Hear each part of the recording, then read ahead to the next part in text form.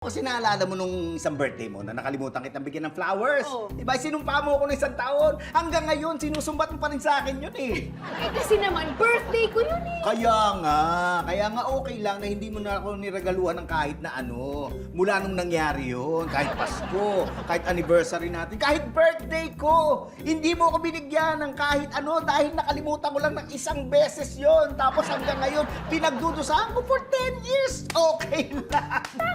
10 years! Tama lang yun, ano? Oo nga. Tsaka sana ma-appreciate mo tong location natin, ha? Diba?